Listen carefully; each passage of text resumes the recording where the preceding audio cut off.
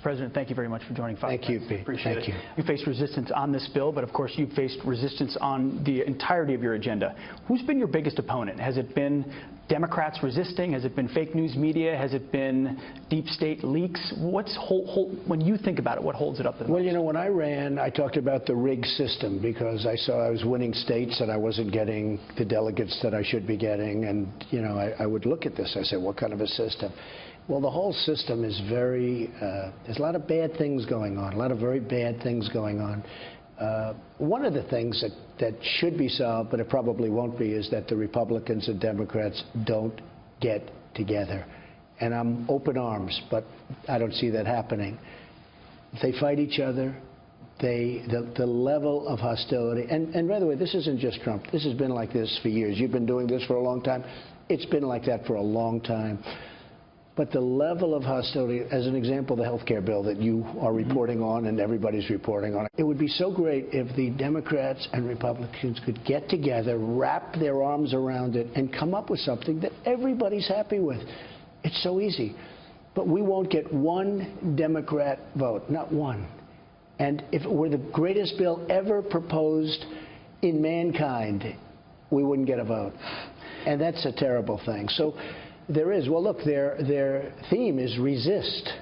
I've never heard of anything like this, resist. How frustrating is it to have former President Obama? They're out there leading the resistance. Well, I don't think he's leading it. He actually just put out a small statement. I don't see that leading it, but other people are leading. Don't forget, I saw Schumer criticizing the bill a couple of weeks ago, and he had no idea what was in the bill. He was saying this bill is this and it's that. He had no idea. In fact, the Republican senators didn't know because it wasn't released.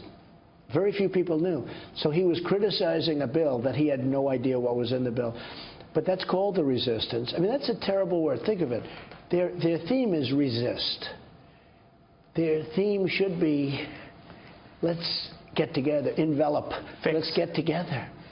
But their theme is resist. It's obstruction. And the problem is they become obstructionists. And the voters, I happen to like it from the standpoint of running for office, but I think it's a terrible theme in terms of getting elected. And more importantly, I think it's a terrible theme for the people of this country. Resist, obstruction. That's not what they want. How do you overcome that when someone like Senator Warren, Elizabeth Warren, literally says people are going to die because of President Trump's health care bill? Well, I actually think she's a hopeless case. I call her Pocahontas, and that's an insult to Pocahontas. I actually think that she is just somebody that's got a lot of hatred, a lot of anger. She's got a loud microphone. And well, she does, but you know, I don't think she has the kind of support that some people do. I think she hurt Hillary. I watched her campaigning for Hillary. And she was so angry. Hillary would be sitting back listening to her, trying to smile. But there were a lot of people in that audience that were going, wow, is this what we want? There's a lot of anger there and hostility. So, no, I think she's a highly overrated voice. Some people might say the lever of anger is unprecedented, but it's also unprecedented for a former president to come out the way President Obama has. He came out on Facebook recently. You may have seen it. He said, your bill, Mr. President, not a health care bill. It's a massive transfer of wealth. It's going to harm Americans. It's mean. What do you say to the former president? Well, he actually used my term, mean. That was my term, because I want to see, and I speak from the heart. That's what I want to see. I want to see a bill with heart.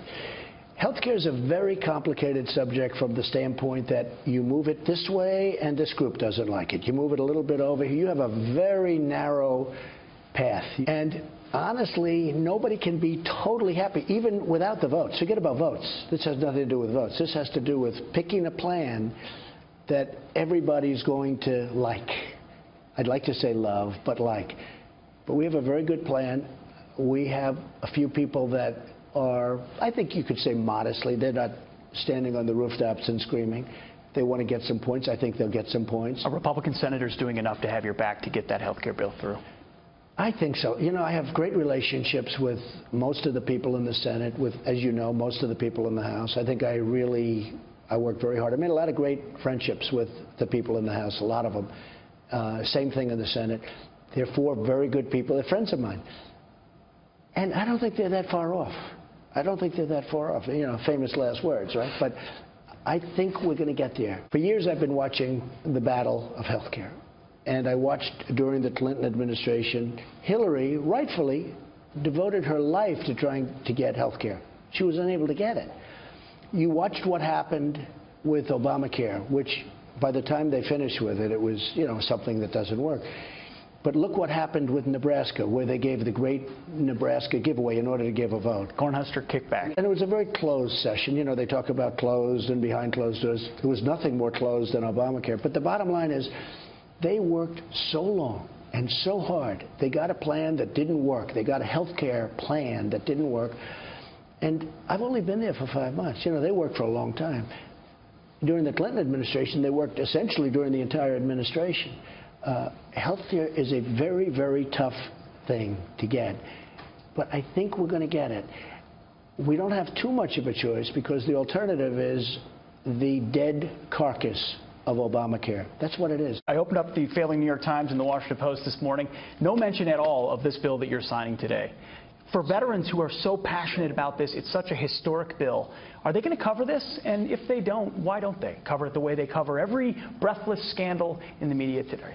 Well, I just heard today for the first time that Obama knew about Russia a long time before the election, and he did nothing about it. But nobody wants to talk about that. That the CIA gave him information on Russia a long time before they even, before the election.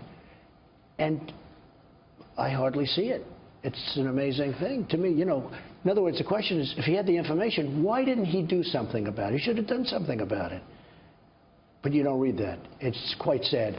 That never leaked out. No, that doesn't leak out. No, they're very selective leaks with sources. I always love the sources, many of which don't exist. But no, there is a thing going on in the country, and hopefully it's somewhat of a sickness in that sense.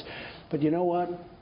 I am so proud of what we've done in such a short period of time. We were just in the East Room for a historic bill signing. Tell us about the bill that you just signed.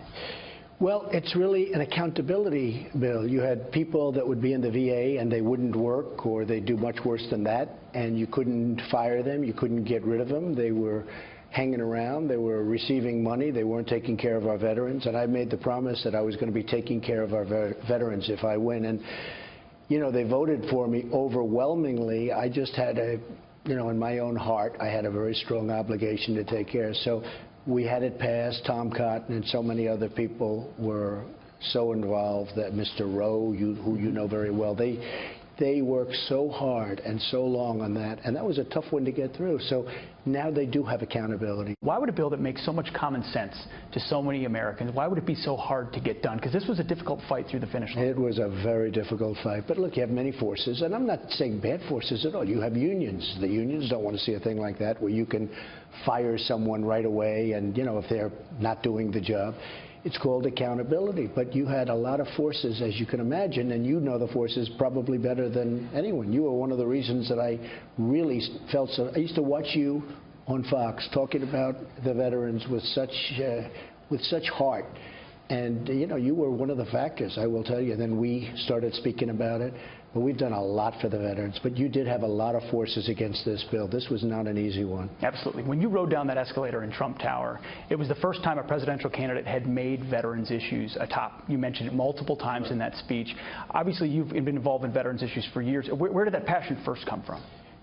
I've always felt the veterans weren't given a fair shake. They fight wars, they lose limbs, they lose, lives. They've gone through so much, and I've always felt they were never appreciated the way they should be appreciated. But you know who appreciates the voters? And I'm not just talking about them as a bloc, which is a big bloc, but I'm talking about the voters outside of the veterans. They appreciate what the veterans have done. But I've always felt they were not given a fair shake. And then you'd read the disaster stories, of course, where people are waiting online for 7, 8, 9 days to see a doctor, and worse, where they have a disease or a problem or a form of cancer that's easily and quickly curable, and they have to wait 6, 7, 8 months, and by the time they get in, it's terminal. It's, the things that go on are just incredible and have gone on.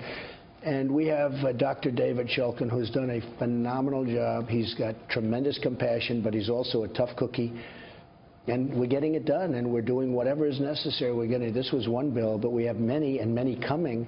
And the veterans, I think when you look at that in the not-too-distant future, it's going to be a much different place. Mr. President, thank you for your time, and on behalf of America's veterans, thank you for your commitment and following through on it. We appreciate it. It's truly a historic day. Thank you very much, Pete. Thank you. Appreciate it. Thank you.